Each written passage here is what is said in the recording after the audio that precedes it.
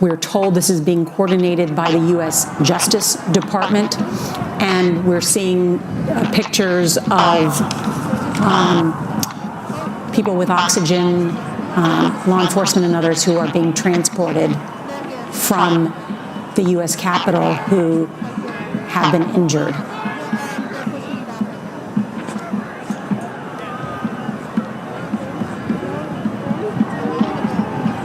Major, let's return now to the idea about what today was supposed to be.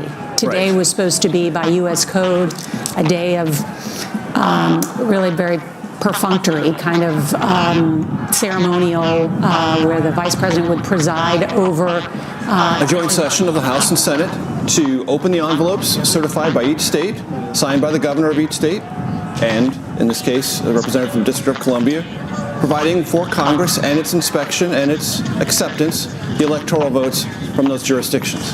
As you said, pro forma in the past.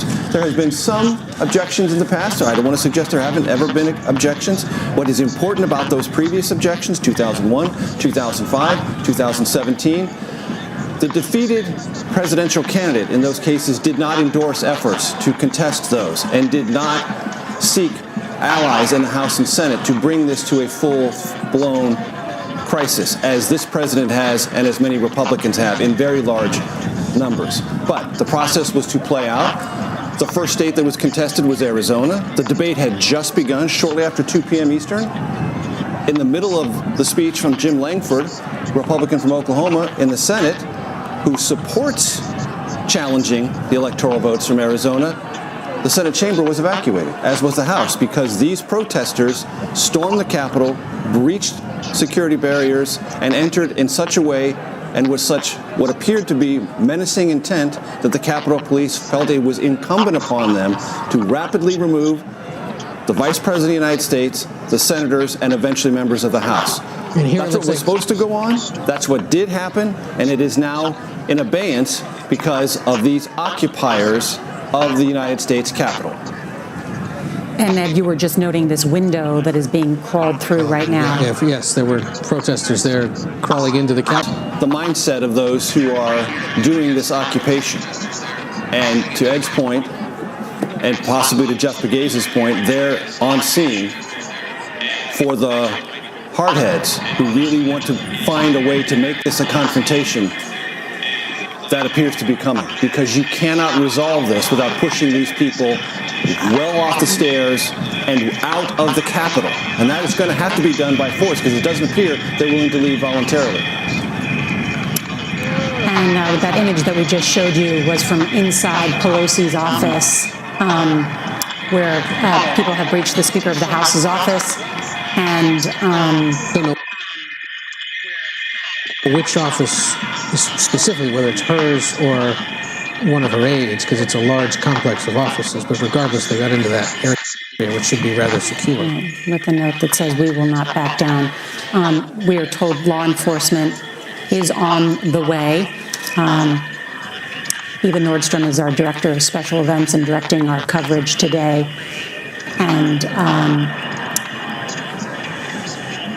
as we see protesters still throughout the District of Columbia, we now have a statement from Senator Hawley, who, along with Senator Ted Cruz, had been one of these senators who directed this opposition to the counting of the electoral. Senator Hawley was the very first to say he would endorse and share an objection with a member of the House to bring this debate to fruition. Yes, he says, "Thank you to the brave law enforcement who put their lives on the line. The violence must end, and those who attack police and broke the law must be prosecuted, and Congress must get back to work and finish its job."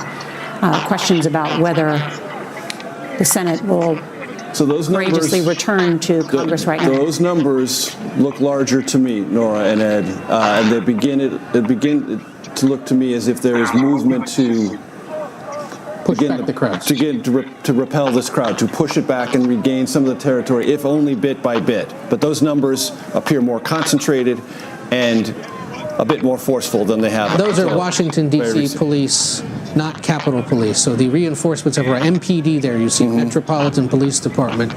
Those are the guys that are now hanging off the sides of the Capitol, and these crowds are not going anywhere, at least so far. Right, and you can see the mask there. Some of this is extravagant, performative revolutionaryism.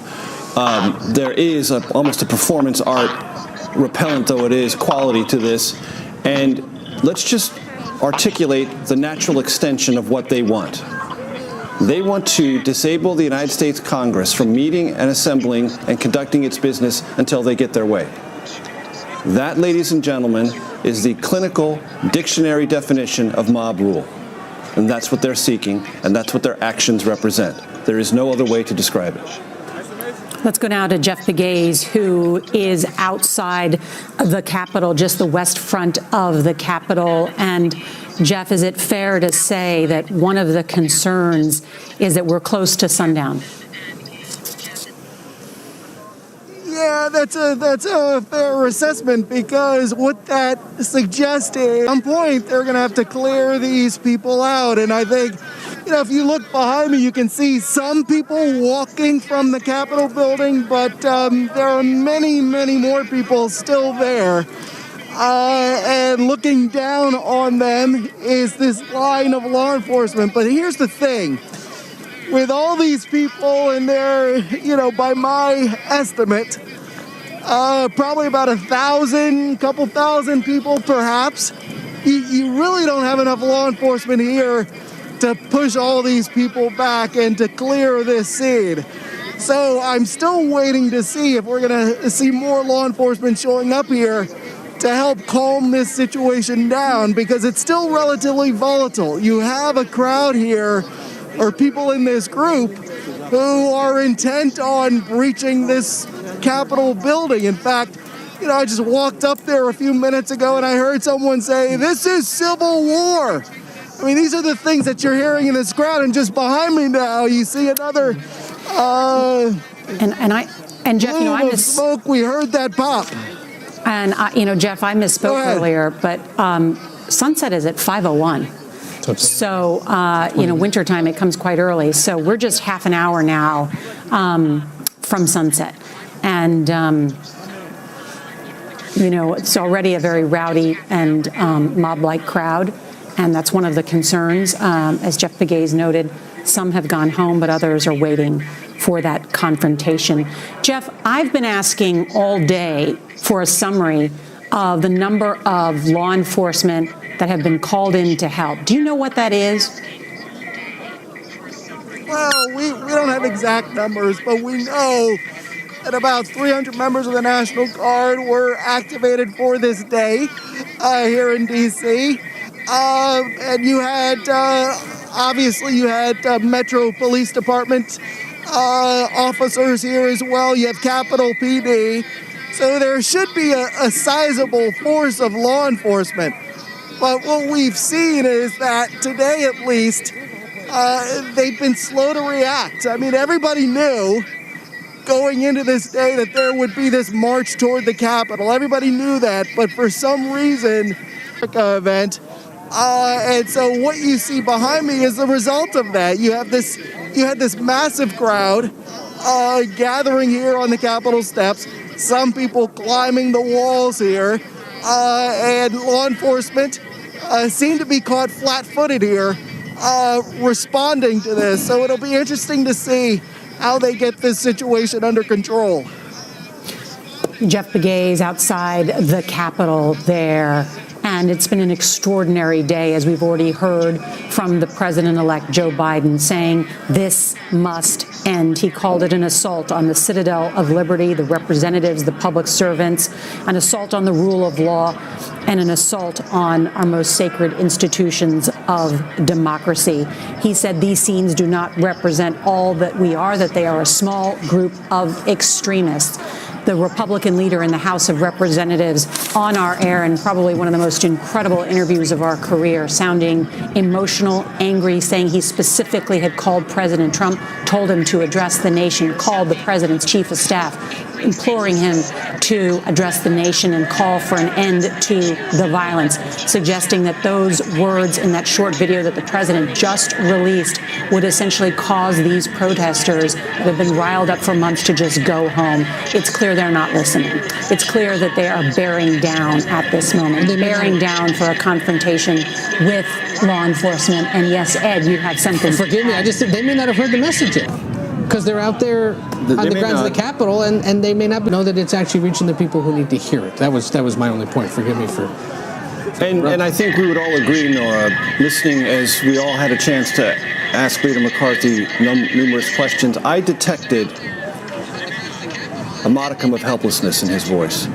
I don't think he felt he had any real ability to get control of this situation, that this was a whirlwind that he was being pulled into, and all members of the House and Senate had been pulled into in ways that he found unexpected, even though he is the leader of the House Republican Conference and a very close and stalwart ally, as we've said, of President Trump, and very familiar with Mark Meadows, the current White House Chief of Staff, and the entire conversation within the Trumpian world, which he is a regular part of. I detected in his voice, I want this to stop, and I'm not sure it can or I can stop it. I don't know if you heard the same thing, but as I've been listening to it in my head, I heard it. I did. I detected that same sense of not only sort of a sense of sadness, but a sense of disbelief that it had reached this moment.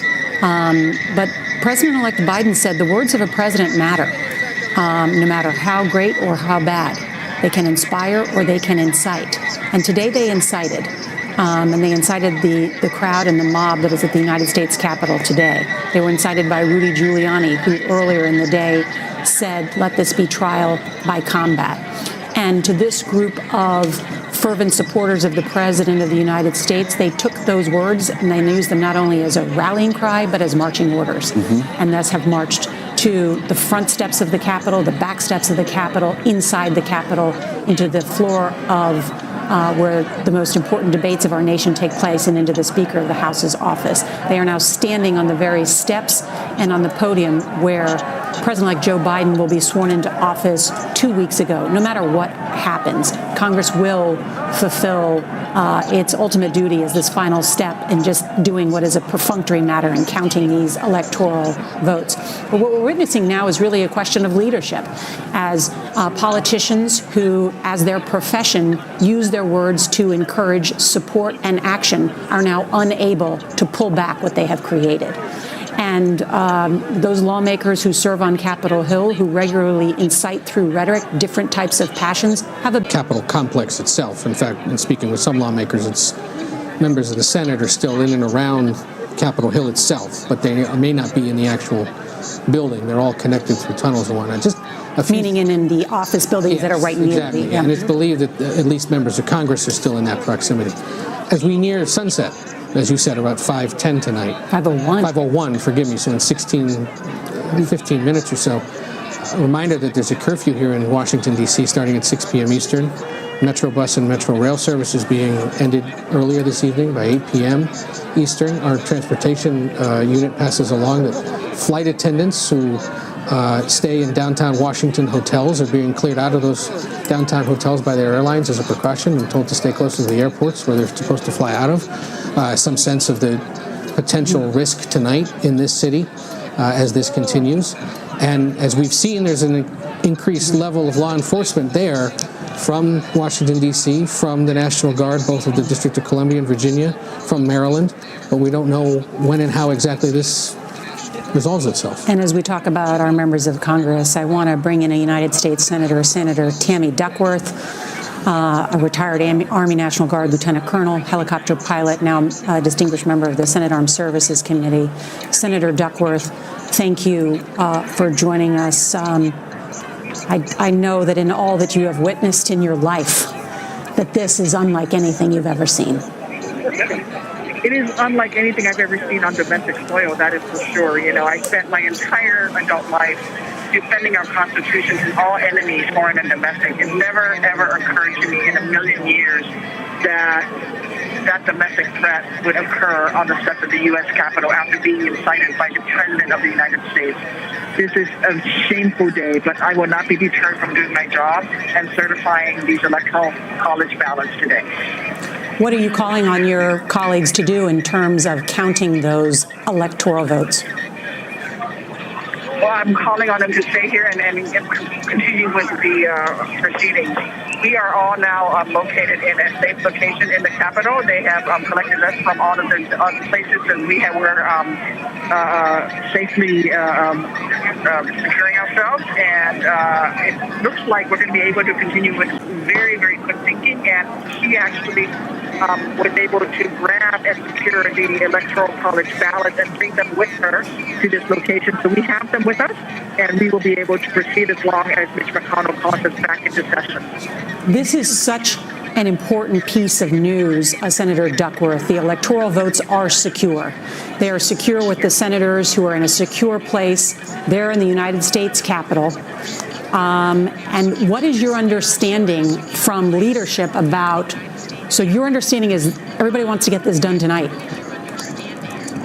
Well, from the Democratic side, I'm chatting with the Democratic senators. I've not had a chance to sit down and chat with the Republican side. The Democratic senators are on a group chat together, and that has been our consensus as we're chatting back and forth, that we want to continue. I am going to approach some of my Republican colleagues and try to encourage them to agree to move forward and to pressure Senator McConnell into reconvening the Senate so that we can move forward. And are you just secure with Democratic senators and the Republican senators are secure in a different location?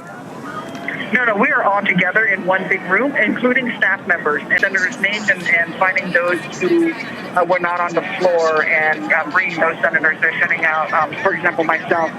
I was not on the floor when the breach occurred. I was actually in the tunnels and was told by the Capitol Police not to proceed on the train in the underground tunnels to the floor, to instead go and to barricade myself into a secure location, which is where I was when the floor was evacuated. And just a little while ago, a team of Capitol Police came and retrieved me and brought me to this central location where the other senators are, and they're proceeding to do that with all of the remaining senators and staff members who are scattered about the Capitol who didn't happen to be on the floor when the breach occurred.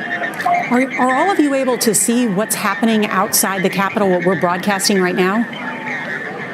Yes, we have a couple of channels up, and we have 3 big televisions that are playing the news right now. Well, Senator Duckworth, what we see, of course, is, as you know, sunset in just about 10 minutes from now. We see a number of the Metro D.C. police. We've been told that additional National Guard have been approved by the Pentagon, by the Secretary of the Army, that Maryland and Virginia are also willing to assist. Do you have any understanding to the senators with you about how they're going to move and disperse this crowd? Well, we are getting a briefing every 20 minutes or so from the Capitol Police. They're coming in the room and giving us a briefing. My understanding is that they're working on clearing the Capitol right now, and that we are just holding tight. Again, we want to make sure that we've tracked down all the staff members that are here and everybody is secure. I will tell you that coming over here with the team that brought me over, we certainly went past quite a large number of Capitol Police, as well as some uniform National Guard personnel who are already on location, and that we are as safe as we can possibly be where we are at right now. But all that we're seeing on TV right now is just what's being broadcast, which is I think, this video footage from earlier in the day. It's showing that people are, walking around through the Capitol Rotunda and the like, and we're watching Mayor Bowser's. There are 2 families, the House family and the Senate family. I know you're all one big family today, but are you aware of anyone in the Senate family, member or staff, who was injured in this fracas? I'm not aware of anyone who was injured. Everybody here seems to be fine and good spirits. We are ready to get going again. I think people are just anxiously awaiting to make sure that everyone indeed is safe and that we can get going. And I think I saw the attending physician was walking around making sure and checking up on everybody as well, both senators and staff members. Best case scenario, when do you think the Senate might reconvene? Tonight? Tonight, definitely. I mean, that is what I would like, and that's what I have expressed to our leadership. Is also what as I said, the Democratic senators are on a group trip together, and we expressed that to our job caucus for this purposes. I don't know what the Republican senators are saying. I've not seen Senator McConnell to approach him, but I do know that the Democrats want to keep going with the process. Senator, I must ask you about the culpability of what has led us to this moment. We spoke earlier with the House Minority Leader Kevin McCarthy, urging supporters of the president to go home. He said he'd called the president and asked the president to address the nation, who recorded a short message still claiming that the election was fraudulent, and then saying, time to go home now. Where do you place the blame?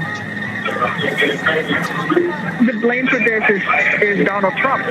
He is the one that has been spreading conspiracy theories, falsehoods. He is the one who is pressuring governors of states like Georgia and secretaries of state of states like Georgia to fine him missing votes. He is the one that is rejecting the results of this election, which have been certified by all 50 governors. It is this president who has incited his supporters to this violence. And even as he did just now, spend barely a minute telling people to go home, he continued to spread lies about the election. This is Donald Trump's fault. He is really responsible for this today, and it is shameful. I would never want to incite violence and have people storm the steps of the United States Capitol. Never would I imagine that this could possibly happen. But it did today. But you know what? Democracy will prevail. We will not be deterred by this unruly mob. We will continue to move forward and follow the guidance of our Constitution and make sure that we carry out the will of the American people. And then we need to get to work, and we need to come together, Democrats and Republicans, and get help to working families and fight this pandemic and get our economy moving again. And we can only do that together as partners. But we have to get through tonight first. Senator Duckworth, stand by. I want to ask our control room as well to put up in a banner that the D.C. mayor is not only ordering, but enforcing a 6 p.m. curfew, because I think the news plays an important role as well in giving out factual information. And it's our understanding as well that what is being broadcast right now outside the Capitol via megaphone is you will be arrested if you are outside after 6 p.m., that is part of the method that our law enforcement is using now, this hour-long via bullhorn, 6 p.m. curfew, you will be arrested. What have the Capitol Police been telling you, Senator? They've told us that they are working on clearing the Capitol, and that was the last briefing that we received about 15 minutes ago. That, as far as I know, is that they are working to clear the Capitol at this time. Senator Duckworth, again, Major Garrett. I know you might not have been briefed on this, but I'm just curious, since we have you, a very good source of mine, very connected on all things Capitol Hill, just texted me and said that the word is that the House is going to go into session, but not in the House chamber, but in the Ways and Means Committee room, which is a very large facility that might, in fact, be large enough for a socially distant reconvening of the House. Have you heard anything along those lines? Would that surprise you? That would not surprise me. I'm familiar with that House chamber, having served in the House myself, and I urge my House colleagues to please do go back into session. And I hope that will be an indication that Senator McConnell will call us back into session here where we are located. We are in a very large room ourselves, but if the House does go back into session, because I would like the Senate to go back into session as well. You know, Senator, on that very point, This morning, before tens of thousands, Rudy Giuliani and Donald Trump Jr. Were the warm-up acts for the president, and Rudy Giuliani called for trial by combat. The president's son, Don Jr., told congressmen who weren't going to vote to overturn the election, quote unquote, "We're coming for you." How important is it for members of Congress to not act or show that their duty has been delayed or rather stopped because of that rhetoric and the actions of this mob? I think it is paramount that we continue to move forward with our democratic processes and that we carry out our duties. I think it is very important, not just for our nation and our democracy, but for the world to see that in America, nothing will stop the democratic process from moving forward, and that the will of the people will be carried out, and that we here in the Senate and in the House will not be deterred by mobs. I think we'll leave it at that. Senator Duckworth, we thank you so much for your time, for sharing what you know, gathered there with all of the other senators in a secure location, and with as Senator Duckworth first reported, with the electoral votes secure, that in her words, a very smart, quick-thinking staffer said, let's What's get the most important piece of paper in this chamber? All right. Pieces of paper, envelopes. Gather them, secure them, keep your wits about you. I can only say on behalf of the entire American process and democracy, well done. Thank you. Yeah, I'm trying to get a sense of what's going on Capitol Hill. I'm seeing this picture on the west front of the Capitol, that doorway, that window. It appears to me, at first when I thought, all right, one of these supporters brought their welding material with them, and maybe they're welding and opening up the doors, with welding material. Then it struck me that perhaps it's the law enforcement from inside the Capitol shining their bright lights out and saying, move back, in a way to begin the disbursement, with lights. I just can't tell. I wonder if someone can shed light on if Jeff Pegues, I know it's a difficult... Enforcement carries up there. It appears to be either Is it like a strobe flashlight? A strobe flashlight, either that they carry separate from their weapon, or that might be on some longer weapons up there. And it's just very difficult to tell from this vantage point. I'm being told they are strobe lights from likely weaponry in order to distract that is being used, most likely coming from law enforcement. Right. So they are hard using to look into that. Right. Imagine that if you were trying to storm the Capitol through that entryway and law enforcement is shooting back the strobe lights, it is difficult for you to see and move forward. However, you see that group there does not appear to be moved back by it at all. But this is the kind of difficult situation that's going to have to be deconstructed here in the coming hours, with just 59 minutes until this curfew is set to begin in Washington, with a larger law enforcement presence now on scene, and with members of the House and Senate clamoring to reconvene, even if they don't do it in the House and Senate chambers. Yeah. And I do want to be precise in my language, because I do believe that I have called this a protest, which I believe earlier in the day, many of these supporters of the president were engaged in a protest. At this point, it is being called a mob or an insurrection.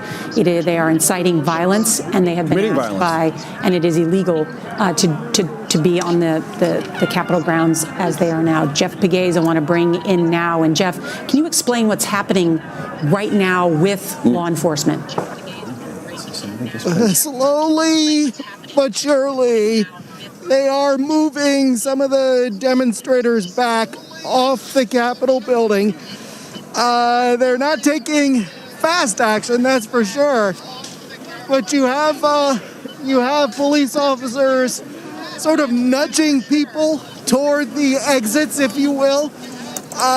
Just in a line of police officers, we saw them just slowly moving people toward the exits, and the people that they were trying to get out off that level of the Capitol building, they were complying. And so that is good news, perhaps from a law enforcement perspective, that things didn't escalate there. But behind me, you still see a lot of people just hanging out there. You do hear chants of the Capitol building, cheering waiting perhaps also for law enforcement's next move, because as we've noted, the sun is going down. It is getting darker out here, and we see more. That may be tear gas there. That may be tear gas coming from the center of the Capitol building there, where you see just beyond the crowds that have gathered there, you see this yellow plume. It looks like smoke, but we're being told that it is tear gas. Okay, stand by, Jeff. Periodically, we're hearing. Stand Go ahead, by, Nora. Jeff. We're going to stay up on that picture. Stand by. Let me know what you can hear. Just want to quickly bring in Catherine Schweitz. She's a former FBI agent who specializes now in mass events. And Catherine, how does law enforcement get a large crowd like this to disperse? And what do those images that we're showing now tell you about what they're trying to do? Hi, Nora. It is a challenge. As you can hear, even just for Jeff, you can hear that he's breathing in tear gas, and that's why his voice is the way he sounds. The challenge for law enforcement as darkness is now approaching, because it's sunset right now, is they are going to have to divide and conquer. That's the only way that you can take a large crowd and find a way to disperse it. So the building itself, they have to secure the building perimeter before they can try to empty the building out. And once they secure the perimeter of the building, then they'll be able to send teams into different areas and clear each individual corridor, building, office. And that's when we'll know that the building is secure. But there's also the basement and all the floors above. But for the big crowd outside, a lot of times what happens, and we see in this kind of mob situation, terrorist situation, and people who are inciting riots, is they're all about getting to the site, but they don't really know how to get away from the site. Once they get there, they don't really have a plan. And I think that's what we're seeing right now. It's sunset. They're in a location with no bathroom, no food. It's getting kind of cold. It's going to be down to 30. They've been out all day. And so that will probably take the law enforcement suggestions to disperse. Catherine, we're seeing the disbursement efforts going on right now. I got to go back to Jeff Pegues, because we hear the sound of a bang. We're just seeing things escalate a bit here. We have 5, 6, or 7 or so bangs and more smoke. But what is remarkable to me is that we don't see too many in the crowd moving toward the exit. They're just sort of camped out there. No matter what law enforcement does in terms of these flashbangs and tear gas, they're just sort of camped out there.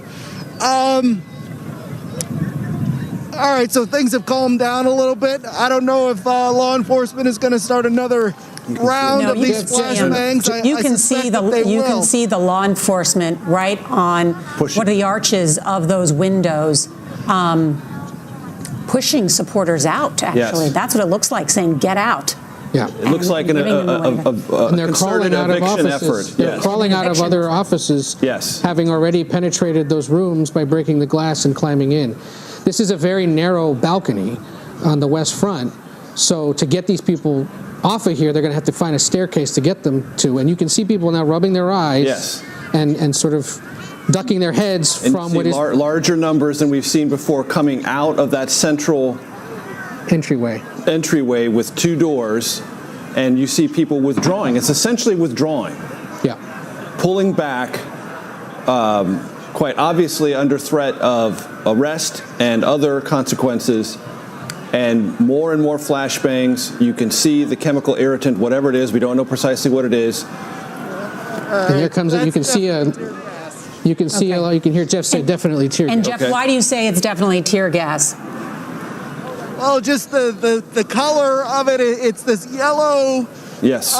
There's this yellow tint to that smoke. Correct. We do have flashbangs mixed in there. I think I got that right. We do have some former law enforcement with us. They're here helping us describe some of the flashes and the bangs that we're seeing. But clearly this is that point that we thought would come, where police are stepping up their efforts to clear the Capitol building. That's what you're seeing right now. And now you see this, it looked like a firecracker, but it's not. It's obviously a flashbang as they try to clear people out. Jeff Pegues, stand by. We're going to continue to monitor this scene. I want to bring in Michael watching at these images. Nora, it's good to talk to you. It's a terrible, terrible day. I think there's two things happening overseas. One is what's going through the mind of our adversaries, the Chinese and the Russians and others. And I think they see this as a significant opportunity, right? They'll use it in two ways. One is they will show this to their own people, and they will say, this is what democracy brings, so you should actually be happy that we don't live in a democracy. And secondly, they'll share it with the rest of the world with the talking points that this is what the United States is trying to bring the rest of the world when it talks about spreading democracy. So that's an effort to try to reduce our influence. So that's what our adversaries are doing, Nora. What our friends are doing is wondering what is happening. I received a text earlier today from a foreign ambassador to the United States who is back in his capital, and he said he was sitting with his leader trying to explain what was happening here, and he was at a loss for words. He couldn't do it. So I think there's effects here on both our adversaries and on our allies and partners. Do you believe this effort may have been aided by our adversaries? I don't think so, Nora. I think this was, made and created here in the United States. We do know that the Russians did not play significantly in the 2020 election, nowhere near as much as they did in 2016. So, no, I'm afraid we own this one ourselves. Michael, it's Ed O'Keefe. Good to talk to you, although under these weird circumstances. I'm curious, you served two presidents and would have been involved in all sorts of hypothetical exercises, tabletop exercises they call them. Was there ever anything like this gamed out or prepared for? No, Ed, that's a really good question. And of all the scenarios where we talked about anything like this, so no, simply not thought about. And how does this concern you regarding all the other potential vulnerabilities that the country faces right now as we near January 20th? We know there's been concern about, for example, a potential response from Iran after the killing of General Soleimani a year ago, possibly some other kind of event or incident. There's the ongoing cybersecurity breach by Russia that national intelligence agencies have said was caused by them. Is there any reason to believe that, and then there's the pandemic. I mean, is there any other concern that now some other foreign adversary could try to take full advantage of this and cause even more harm? Yeah, a great question, Ed. I don't think so. The Iranians, for example, they are keeping their head down, right? They are trying to get to a Biden administration without any trouble between them and the United States, right? They want a nuclear deal again with the United States. So I think they're trying to avoid conflict. So I don't think we're going to see anybody try to take advantage of this in the short term. In terms of how I would rank the risks, what's happening today in our own country is at the top of the list, right? If we can't have a healthy democracy, if we can't have a strong democracy, then pretty much nothing else is possible, right? Good policy is not possible. Good foreign policy is not possible. Good national security policy is not possible. Your strength as a nation, your national security starts with a strong political system, and we are seeing today that is challenged significantly here in the United States. No doubt challenged, and at the same time, Michael, you would acknowledge that under threat from foreign governments, multiple foreign adversaries, we did have what was a safe and secure presidential election by all accounts, except by the president, who continues to argue that it was rigged. I have a question for you as someone who, spent a career at the CIA, about the power of words and at the power of messaging, because Leader McCarthy, the top Republican leader in the House, said to us, he almost sounded deaf, said essentially to what we may now call a mob. They're no longer protesters. He said at the end, "I love you." Right. And I just wonder your take on that, about denouncing, because he had also told them to come and be wild. And I hope that's not too philosophical of a question, but the power of words.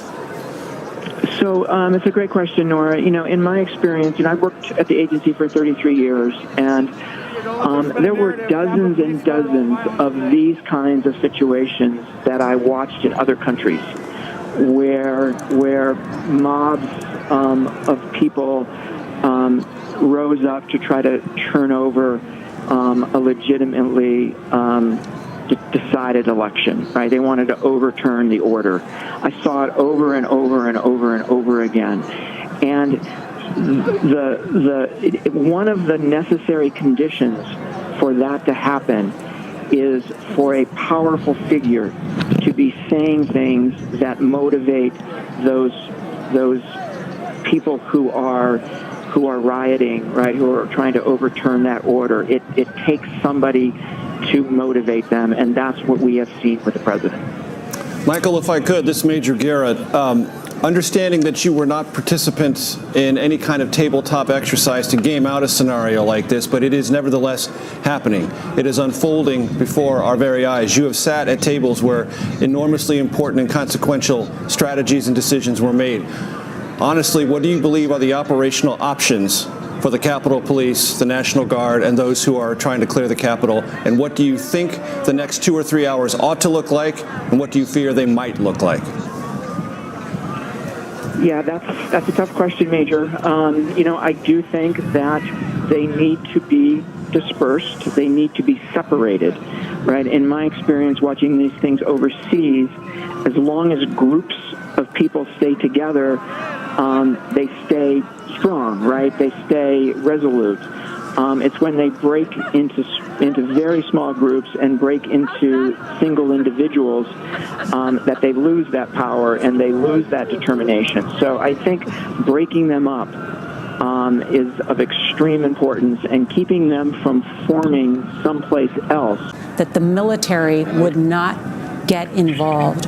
I'm sure you have some insight, as do I, based on my own reporting, but it was as if they foreshadowed this type of situation, the concern that this type of insurrection may occur, and to make clear to lawmakers, to the president, and also to the Pentagon that the military would not be engaged. What's your sense? So when I first saw what was happening at the Capitol today, the first thought I had was these protesters, these rioters, right, this mob, they wanted to create violence in the hope that the president would invoke the Insurrection Act, right, and ask the United States military to come out onto the streets. And I think that's what those former Secretary of Defenses were worried about, is the invoking of that Insurrection Act. My understanding, based on the people I talked to, is that the acting Secretary of Defense is a person who could not be counted on to do the right thing in that moment. But the chairman of the Joint Chiefs, General Milley, was somebody who could be counted on to do the right thing. Agreed. And it was said to me, though, however, that while all of them trusted Chairman Milley, that under Secretary Esper, when the president had previously tried to use active duty troops, he was able to slow roll that effort. But that, in your words as well, Michael, with this acting secretary, that would be much more difficult. And then in some ways, it's the civilian leadership that ultimately makes the decision about deploying active duty troops. And as you point out, they were all trying to prevent what would really be a worst case scenario. Yep. Michael, we're always so glad to have you. Thank you so very much. You're welcome, Nora. Thank you. Thank you. Let everyone know, it is now 5:18 here in the nation's capital, and the sun has set and the protesters remain. More than 4 hours we've been live on the air covering what is now a mob on Capitol Hill that has forced a lockdown. The House and Senate to go out of session after a joint session was moving results. As a result of this mob descending on the Capitol after being incited by the President of the United States, his son, and Rudy Giuliani, this has led to this extraordinarily historic, and historic it sounds like a positive word, but I don't mean that, because we've just never witnessed anything like this in our life, where these supporters of the president have felt emboldened enough to carry this out and place the lives of our D.C. Capitol Police and law enforcement in danger, to place the lives of lawmakers in danger, to place the lives of public servants who engage in the daily act of legislating in danger. We were told by Senator Tammy Duckworth that a number of the senators are all together in a safe and secure location, that a smart and quick-acting staffer grabbed these beautiful wooden boxes that contain the electoral votes and brought them safely and securely to, this is them. Look at this. This was incredible piece of history. Senator Look at Murphy these boxes. of Oregon they're all in there essentially. With the senators, they're secure. The electoral votes are secure. The outcome of this presidential election will not be changed. The vice president, who was implored by President Donald Trump to, in his words, be courageous and change it, said, I'm not going to do that. The Senate Majority Leader, Mitch McConnell, who has carried out the will of this president in almost every way, today said, we're not going down the death spiral of changing what is a duly elected president of the United States. There was not the widespread type of fraud that would change the results of this election. It was an extraordinary rebuke by Republican leader Mitch McConnell, not only of the president of the United States, but of some of his own Senate colleagues, including Ted Cruz, including Senator Hawley, and others who said, let's go ahead and challenge this. And had those senators, those 13 senators and more than 100 House members, not done this, and challenged and objected to the count of these electoral votes, this would have been the ceremonial, usually 20-minute process, and all would be said and done. And yet at this hour, we have what some would call an embarrassing scene for American democracy. What President-elect Joe Biden has said is an attack on the citadel of democracy, an attack on the institution of democracy. And yet, our law enforcement now doing their very best job with bullhorns and tear gas to disperse. Continue tonight. They do. Yeah, tell us what you're hearing. There are several members of the House are back in their offices across the street from the Capitol. Members of the Senate are all together and are waiting to sort of figure out where and when and how exactly they might reconvene. The official word so far is that they don't want to allow them back into the House and Senate chambers until some kind of a major security sweep can occur, not only inside the building, but that they know that outside the crowd has been controlled. And we therefore await some sense of when exactly they could do this. Of course, Major, there's nothing saying they have to do this in the House and Senate chambers. They could decide, and we heard from Senator Duckworth earlier, that they might opt to hold this meeting in some other kind of a conference room. There are very large spaces in the Capitol Visitor Center where they could potentially do this, and there are other large committee rooms as well. Ed, let me interrupt you for just a second. We have Representative Mike Gallagher on the phone. Congressman, can you hear me, please? Hi, loud and clear. This is Major Garrett. I'd like you to tell me what you think of today, what you believe will be happening in the next 2 hours, and do you believe the House will reconvene to get back to business in chambers or in the Ways and Means Committee room later on this evening?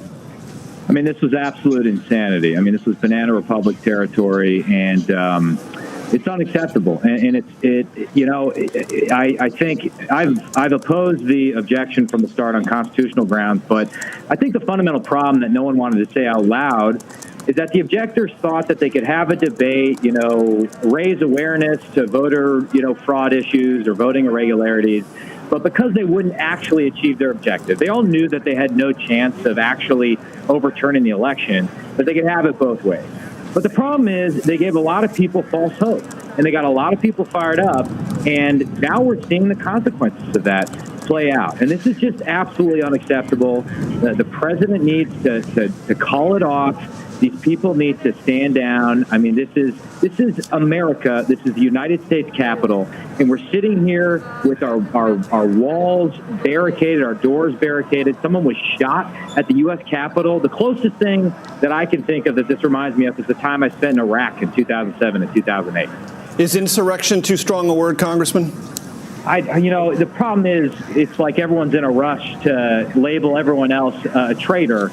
I just want incite dangerous things like this, and that's just unacceptable. So it's over. I wish Republicans had won. It sucks. I get it, but there are consequences to going down this road. Congressman Gallagher, it's Ed O'Keefe of CBS News. Thank you again for joining us.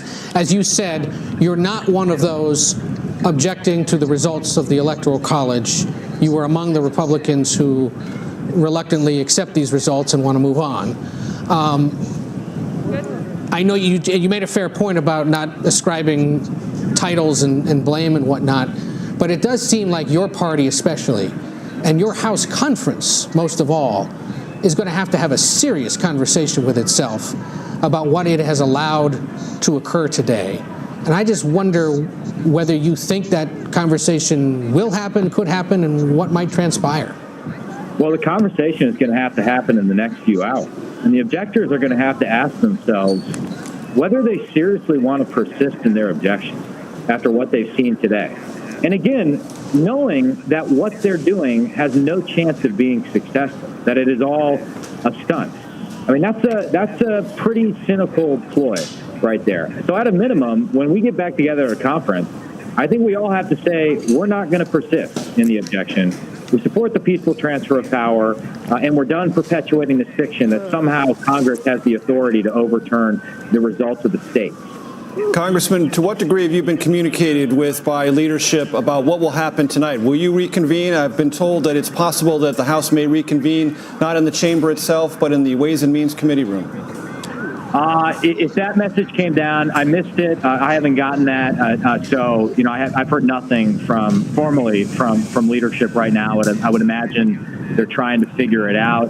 And all the focus right now is just on making sure this thing doesn't escalate any further, making sure that the now violent protesters disband, abide by the curfew. But I have not heard anything about when we're going to reconvene. Do you believe it's necessary for Congress to send a message that it get back to business as soon as possible?